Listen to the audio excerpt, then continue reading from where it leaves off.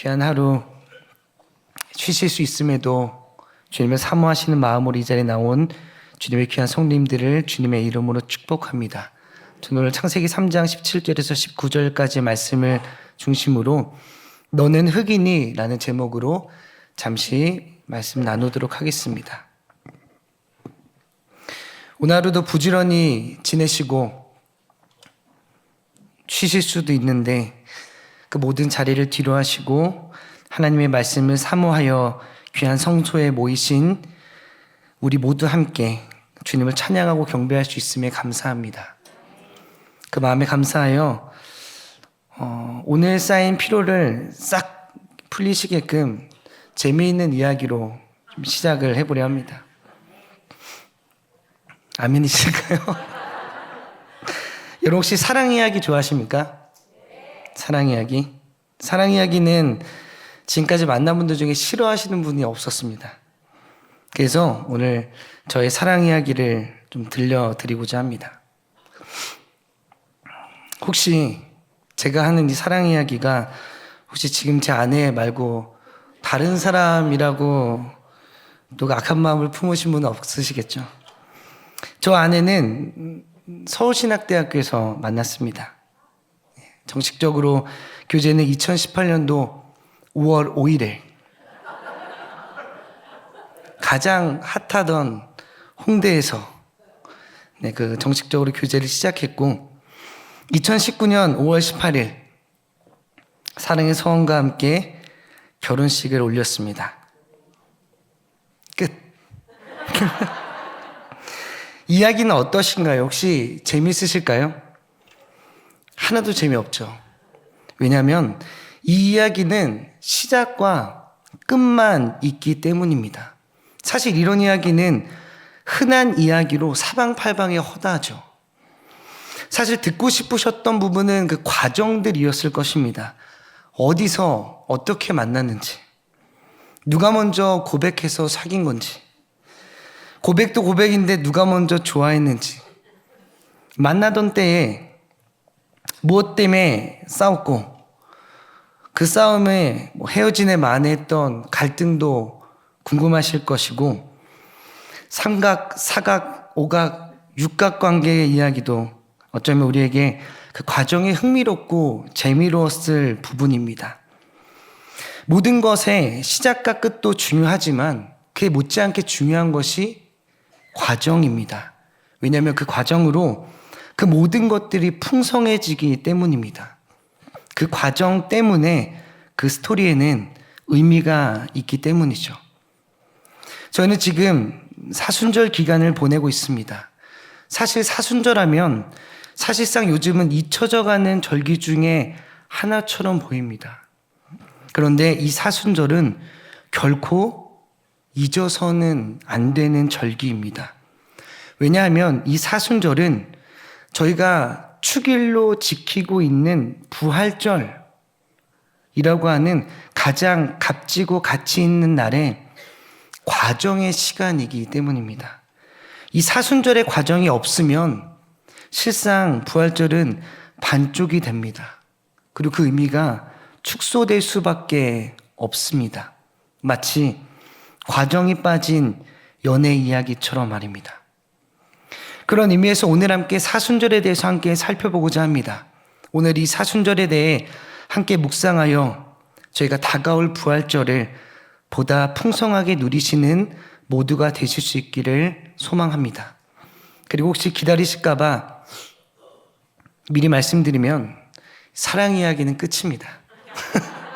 궁금하신 분들은 따로 연락 주시기 바랍니다. 사순절, 이 사순절의 사는 넉사자입니다. 수는 열을 순자로, 절은 마디절자. 4개의 열을, 그 며칠이죠? 40일이죠. 수학 잘하십니다. 이 40일이라고 하는 큰 덩어리의 시간을 우리는 사순절이라고 합니다.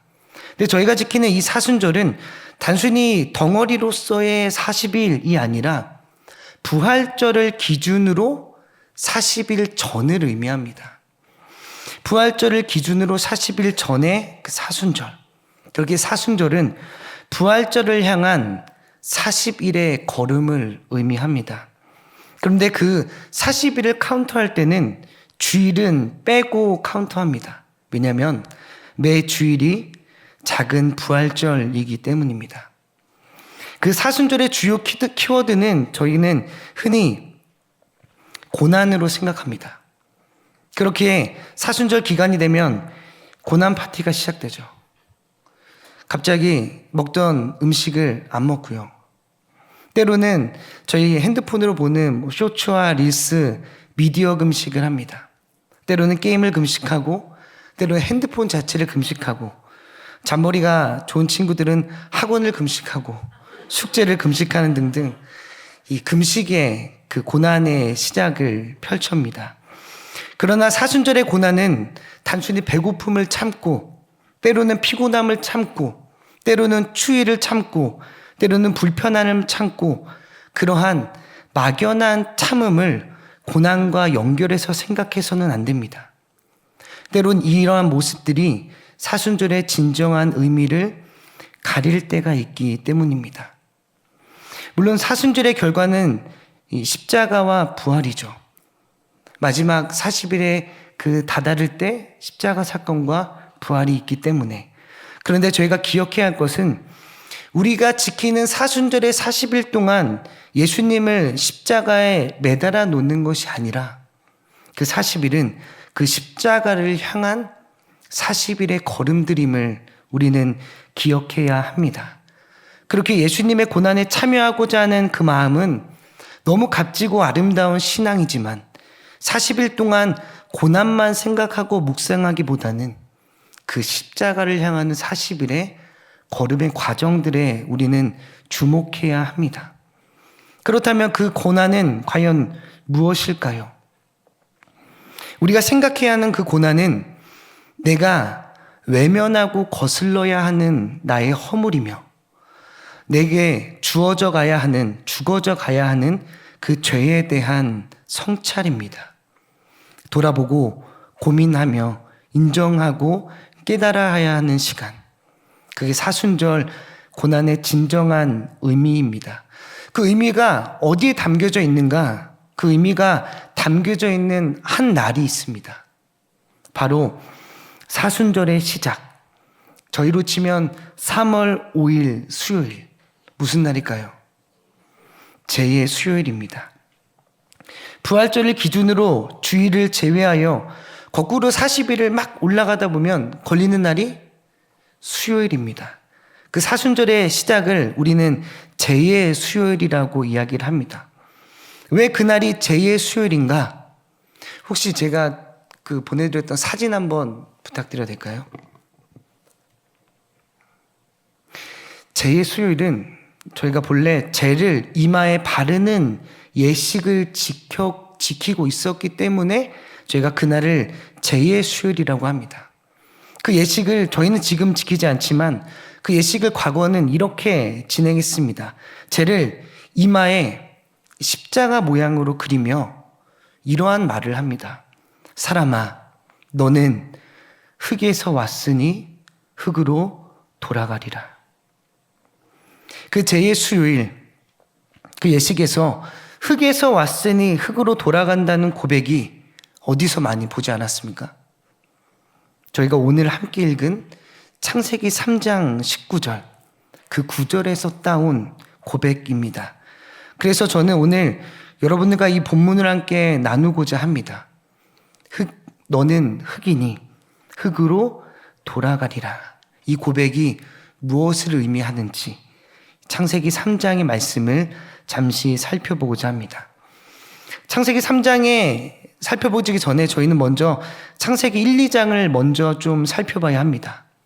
저희가 아시다시피 창세기 1, 2장은 하나님 나라의 모형입니다. 하나님 나라의 모형.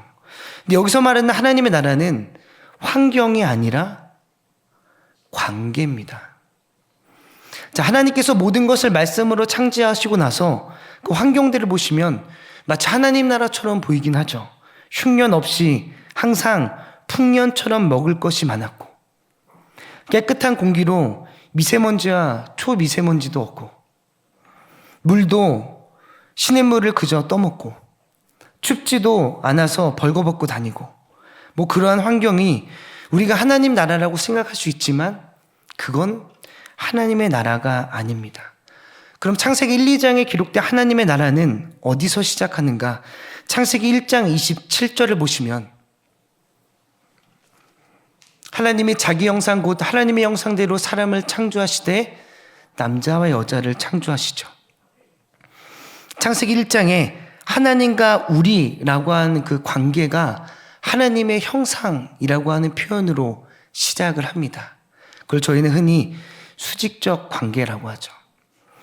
창세기 2장 18절을 보시면 여호와 하나님이 이르시되 사람이 혼자 사는 것이 좋지 아니하니 내가 그를 위하여 돕는 배필을 지으리라. 여기서 창세기 2장 돕는 배필은 사람과 사람의 관계입니다. 이걸 저희는 흔히 수평적 관계라고 합니다. 창세기 1장에서는 수직적 관계를, 창세기 2장에서 수평적 관계를, 이 모든 관계, 모가 나지 않은 관계, 이 관계가 곧 하나님의 나라입니다. 우리는 이 상태를 샬롬, 평안이라고 말합니다. 그런데 그 수직과 수평의 모든 관계가 창세기 3장에서 무너집니다. 슬프지만 딱 한마디의 말들로 모조리 무너져요. 하나님의 형상과 모양으로 만든 우리가 수직적 관계는 어떻게 깨어지는가? 창세기 3장 5절을 보시면 중요한 표현인 하나님과 같이, 하나님의 형상과 모양대로 만들어진 우리가 하나님 그 자리를 탐하는 그 한마디에 우리의 수직적 관계가 깨어집니다.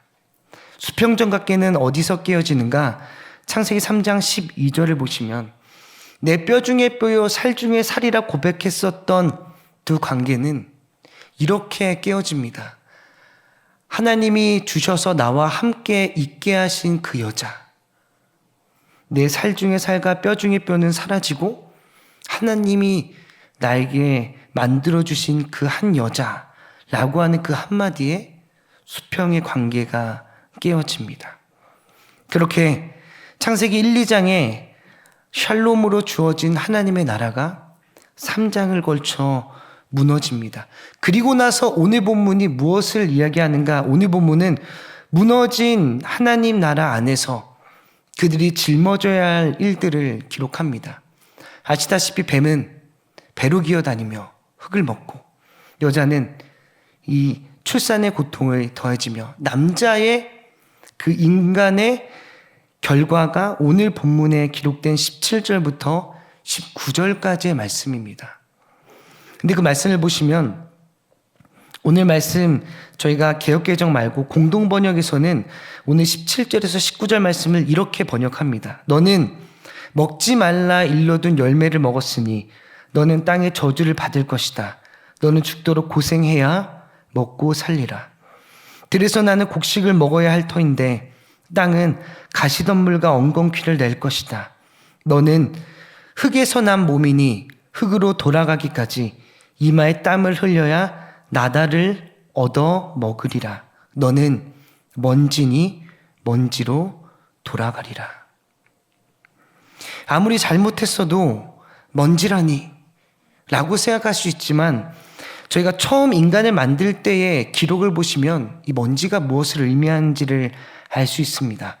창세기 2장 7절을 보시면 하나님이 인간을 만드시는 기록이 이렇게 나옵니다.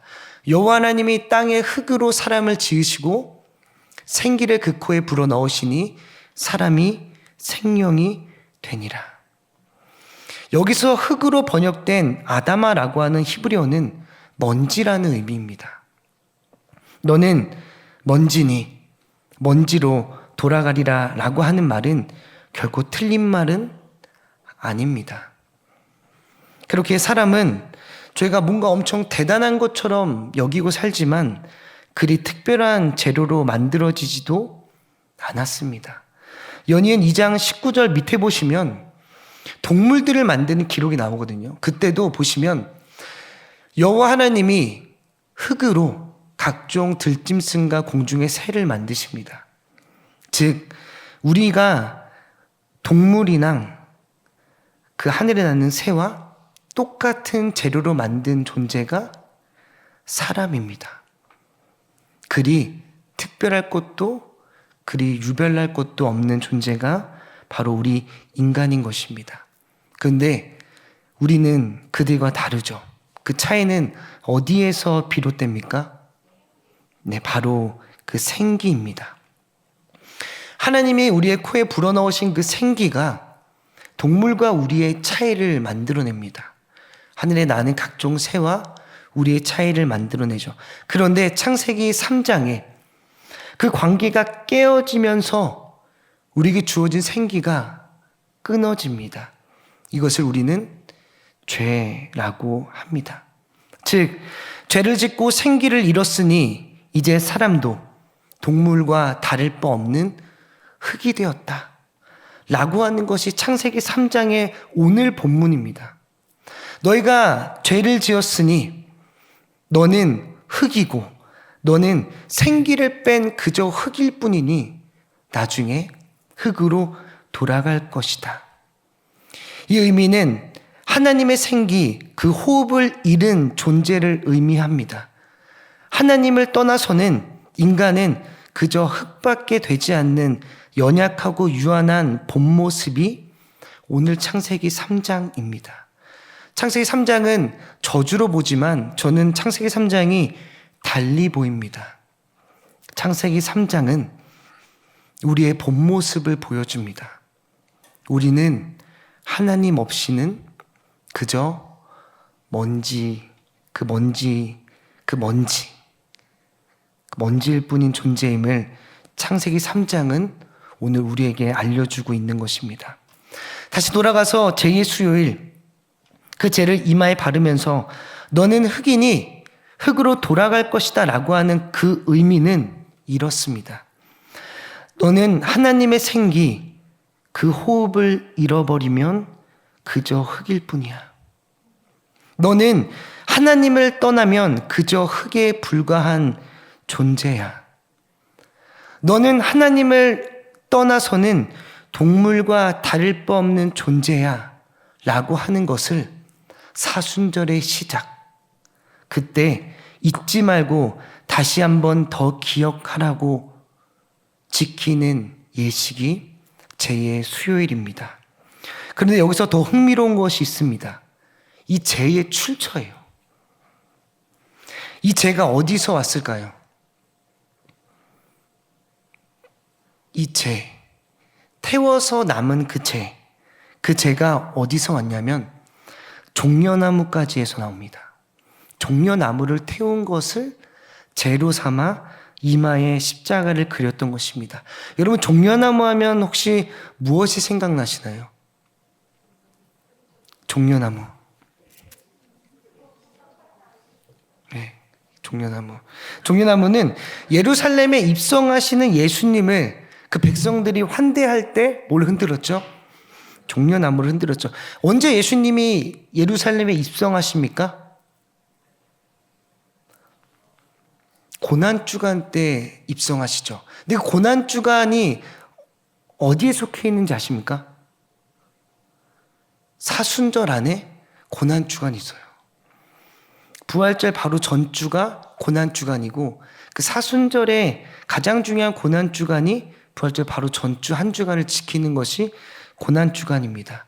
그렇기에 고난주간에 예루살렘에 입성하시는 그들이 예수 그리스도를 환영하고 반기며 환대했을 때, 왕이 전쟁에서 승리하듯 귀환했을 때 이 종려나무까지 흔들었는데, 그때 그들이 예수님을 왕으로 여기며 뭐라고 합니까? 호산나 다윗의 자손이요 하면서 이 종려나무까지를 흔듭니다. 근데 여러분, 그 고난주간 입성하고 나서 며칠 후에 그들이 어떻게 변했는지 아십니까? 예수를 십자가에 못 박아라 라고 외치던 무리가 됩니다. 입성하시는 날에 종려나무가지를 흔들며 환영했었던 그들의 기대는 며칠 후에 무너지죠.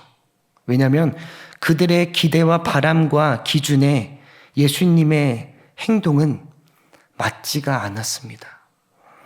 그렇기에 우리가 바라던 메시아가 아니라고 판단했기에 그들의 큰 기대는 큰 분노가 되고 큰 실망이 되어 예수를 십자가에 못 박으라고 외치던 그들이 그 무리가 된 것입니다.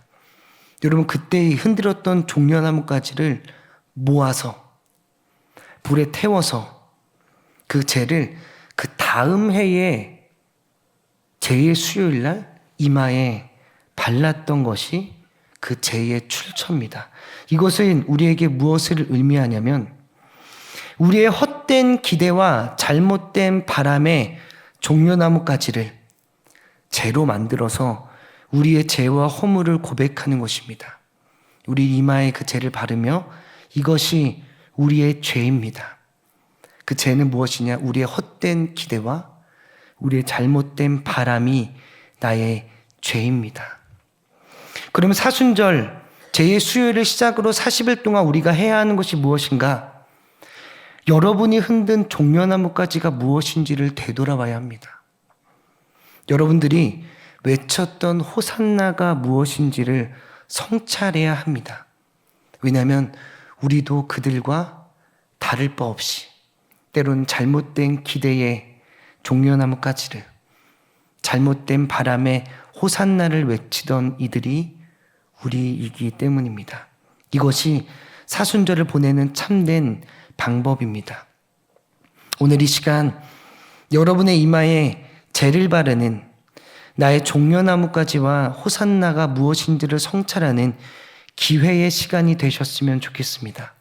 너는 흙이니, 그렇게 우리의 죄를 고백하며 우리가 그저 흙에 불과한 존재임을, 나아가 그런 우리에겐 주의 생기와 호흡이 반드시 필요한 한낱 연약하고 유한한 존재임을 깨달으며 오늘 이 사순절 우리가 하나님의 생기를 갈망할 수 있기를 소망합니다. 그리하여 이제는 흙의 삶이 아닌 자녀의 삶으로 여러분들이 걸어가시는 그 길에 주님의 흔적이 보이고 여러분들이 걸어가시는 그 뒷모습 속에서 주님의 뒷모습이 보일 수 있기를 소망합니다. 그 소망과 기도를 품고 나아가는 사순절과 부활절, 그 귀한 절기가 될 수 있기를 간절히 소망합니다. 오늘 말씀을 준비하며 떠올랐던 빌립보서 3장 8절과 9절 말씀 제가 읽고 오늘 함께 기도하며 나아가시겠습니다. 또한 모든 것을 해로 여김은 내 주 그리스도 예수를 아는 지식이 가장 고상하기 때문이라. 내가 그를 위하여 모든 것을 잃어버리고 배설물로 여김은 그리스도를 얻고 그 안에서 발견되려 함이니. 아멘. 기도하시겠습니다. 사랑과 은혜가 풍성하신 하나님 아버지, 우리는 주님이 없이는 한낱 흙에 불과한 존재임을 잊지 않게 하여 주시옵소서. 그래 우리가 살아가는 동안 때로는 부귀영화를 구하며 때로는 내 명예와 내 권력을 구하며 때로는 나의 만족과 탐욕과 욕망을 추구하며 나아갔던 내 잘못된 종려나무가지가, 내 호산나가 무엇인지를 기억하며 주님 외에 그 모든 것들을 내려놓으며 나아갈 수 있는 사순절의 귀한 시간 될 수 있도록 인도하여 주시옵소서. 감사드리며 사랑 많으신 우리 주 예수 그리스도 이름으로 간절히 기도드립니다. 아멘.